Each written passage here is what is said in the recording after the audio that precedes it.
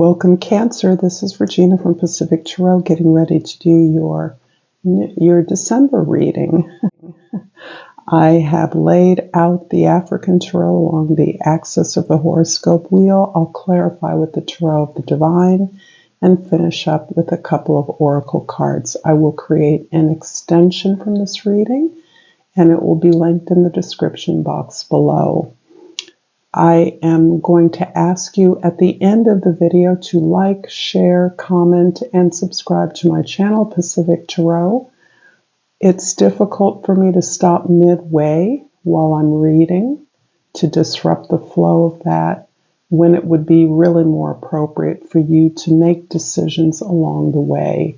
Just know that I do appreciate your support and all the love that you give to me, and I'm thanking you for that in advance.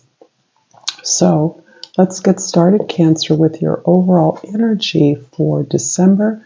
The Two of Pentacles. Two of Pentacles is about, it feels as though this is about a bigger break, a bigger break from the paradigm of your past as you are contemplating your current present position in the face of a decision to do things very differently, to move perhaps in a very different direction in your life, or how your life is going to be altered by a particular choice or event that is occurring in the present moment. So you are contemplating the way forward. Things have changed, things are evolving, and you find yourself in a position where you really have to do a lot of mediating, juggling, finding your grounds, navigating the uncertainty of the change that you are expecting to experience. This is a card of learning as much as you can in the moment. The situation or the choice you're facing is something you're unlikely to have experienced before, and you are really, and perhaps you even feel unprepared for it, but that is absolutely not true. You know more than you know. You are ready, more ready than you believe you are, and you are learning as much as you can and still trying to occupy the present moment without projecting yourself too far into the future. This feels like a desire to be present amongst the changes that you're experiencing. In the 10th house, the Ace of Swords is the way that you are being seen by others. And this is really about a revelation, an awareness, a consciousness, a real pursuit of your own truth in a way that impacts the way that you are positioned in your community, in your work life, in your domestic environment, among your peers, co-workers, colleagues, even family members. You have come to and perhaps a rather brutal truth at this particular time.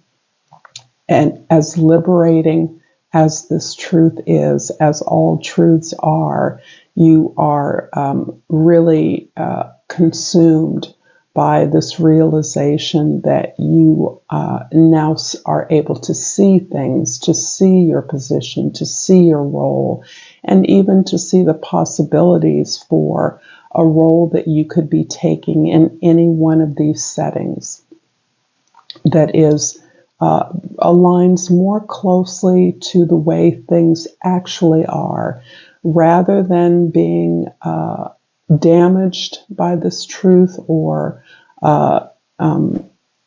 shocked. You are inspired in many ways. This is inspiring you to know more, to follow more, particularly if this is regarding a situation where you felt that you didn't have a lot of control. You're actually taking control in this situation and identifying something that is significant to you, that is meaningful to you, a pursuit of truth, justice, perhaps even a cause outside of yourself, that is significant, and that your participation in this opportunity is leading to a clear success for you, a clear victory. In the first house, the Six of Pentacles is about the work that you've been doing, the ongoing work you've been doing to work with others in a way that is equitable, that is fair, that in which you receive the measure, the rewards, the acknowledgement or recognition that you have earned. This can be in a situation where you have not always felt to be in a position to demand or ask for or seek your fair share, perhaps because you have felt as though you've had skills or the ability to see this community, this team, your relationships in a way that encouraged you to believe that you had more, that you were already gifted with the understanding of knowing why others should be privileged before you. And that has changed. You really worked on shifting that thinking of privileging yourself, and this can be a part of the awareness that you've gathered, the truth that you've come to understand, that in fact you are no more better endowed than others, and that you perhaps have allowed others to take advantage of your sense of security, comfort in where you are, shunning the limelight or shunning the center of activity. You are by nature generous and fair, and that perhaps is something that you realize has been taken advantage of, and you're now correcting that and making sure that all the terms of exchange are clear, explicit, and agreed to. In the fourth house, your history, your foundation, the Death card is really reflecting in many ways the event, the significant change that you've experienced, particularly as it regards your family, your domestic environment, that has precipitated this awareness, this elevation in consciousness, this revelation of the truth. And this has been a really difficult period that you have come through and having come out at this moment in the month of December, where we are experiencing the winter solstice, symbolizing the return of the light after, or celebrating the return of the light, the rebirth that this card describes in your life after the closing down, the releasing of an old cycle, an old series of beliefs or experiences that we've outgrown. And so this is in part allowing yourself the space, the deeper understanding of this change, this transformation that you're experiencing.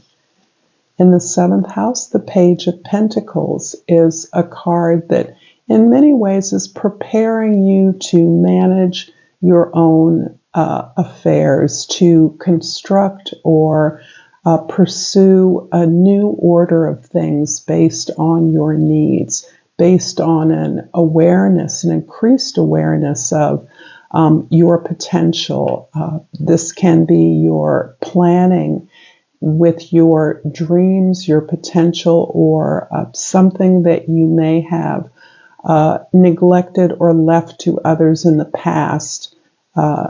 Your pursuit of that, your planning for that, you're looking into discovering and allowing yourself to learn about the possibilities that now exist on your own terms. In many ways, this can indicate also a shift in your financial relationship to others to one of greater independence on your part. I'm going to clarify the 10th house, the midheaven in the sky, the indication of your path to external success, destiny. And the Ace of Swords here is clarified by the Queen of Swords in the 9th house and the Queen of Coins in the 11th house. Well, this is very interesting because as you are stepping into a space of controlling your resources, you're also making sure that you accept the rewards, the abundance that you have already earned. Part of this is your ability to separate yourself from the actual experiences, the emotional, even relationships of your peers, your family members, your colleagues, so that you're making better decisions. You're actually being sought out as one who can exercise this very judicious, egalitarian approach to the way resources should be handed out, should be assigned. You're also understanding that your curiosity about the experiences of others is what is leading you to this greater truth, this awareness, this elevation of your consciousness around the necessity for you to pursue what has significance for you and to privilege that. In fact, that is what now is defining your efforts in community, in your profession, in your work. This is also about having internalized the ability to be resourceful, to transform the things that you have at hand into the things that you want or the things that you need. That this ability to transform the abundance that is all around you in the form of opportunities into prosperity, into security and stability is extremely critical for your overall protection. And you're now understanding that protection is not a defensive move on your part. Now it's part of your strategy to protect your pursuit of your own expression, your own dreams, your own goals. This is really a beautiful unfolding of energy for you, where Cancer, you get to grow in the arena of receptivity, of allowing others to give to you, and for you to actually receive and accept those rewards, something that in many ways has eluded you in the past, either through your own deference, your own desire to stay below the radar in whatever circle or company that you have customarily kept. It felt safer not to express your desires, to pursue your desires blatantly, to center yourself in the company of family members or peers or co-workers. And that is something that you're now actually growing into while you retain the beautiful qualities of compassion, sensitivity, and receptivity to the abundance, gratitude for the abundance in the world. I'm going to pull a Flora and Fauna of Africa oracle card for you, and I pulled the angelfish. And the plant that accompanies that is called the copiu. It's looks something like a viney kind of rose, and the key word is courage. The angelfish reads, tune into your surroundings. There are people around you that can help you and could also use your help. This sounds characteristic, and as I'm pulling the Language of Flowers Oracle, I will ask you, as promised, to like this video if it's resonating for you, to share this with others who may find it useful, to comment below, and to subscribe to my channel if you are so moved. And I'm pulling here the African violet. And the key word is spirituality. It's time to connect with what you believe. I'm going to develop this into an extended reading linked in the description box below. If this is where we leave things, Cancer, until next time, Namaste.